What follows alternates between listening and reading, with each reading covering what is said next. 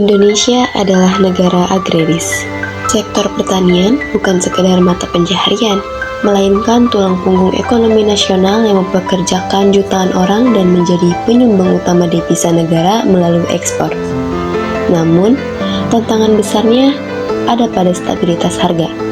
Komoditas seperti beras, gula, dan cabai memiliki permintaan yang sangat tinggi sepanjang tahun. Ketika harga komoditas itu bergejolak, dampaknya langsung dirasakan oleh masyarakat luas, terutama terkait daya beli dan kesejahteraan sosial. Elastisitas permintaan adalah alat ukur seberapa sensitif konsumen saat harga naik. Sebaliknya, elastisitas penawaran melihat seberapa gesit petani kita menambah produksi saat harga di pasar sedang bagus.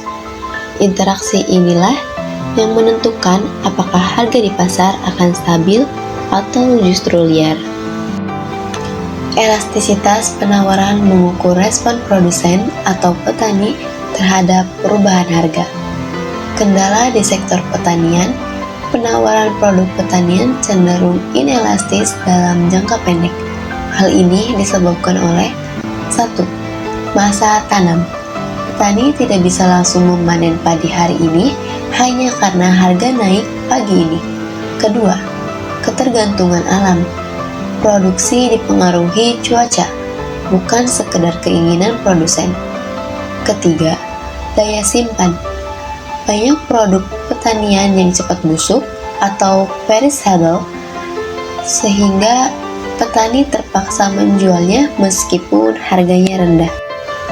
Studi kasus yang saya ambil adalah komoditas beras. Beras adalah contoh unik di mana hukum permintaan dan penawaran bekerja secara ekstrim. Di Indonesia, beras bukan sekedar komoditas, melainkan barang politik. Perubahan harga beras sedikit saja dapat memengaruhi angka kemiskinan secara signifikan. Analisis permintaan, the inelastic trap. Dalam studi kasus ini, permintaan beras di Indonesia dikategorikan sebagai inelastis. Karena, pertama, ketidakadaan substitusi sempurna. Meskipun ada gandum atau umbi-umbian, bagi sebagian besar rumah tangga, barang-barang tersebut hanyalah cemilan atau pelengkap, bukan pengganti nasi. Kedua, porsi pendapatan. Bagi masyarakat kelas menengah ke bawah, beras memakan porsi besar dalam pengeluaran bulanan.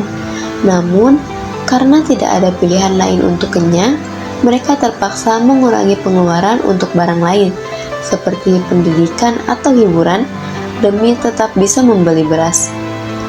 Ketiga, dampak di masa sekarang. Di tahun 2024 sampai 2025, meskipun harga beras premium sempat menyentuh angka 16.000 sampai 18.000 per kilogram, volume penjualan di pasar tidak turun secara signifikan.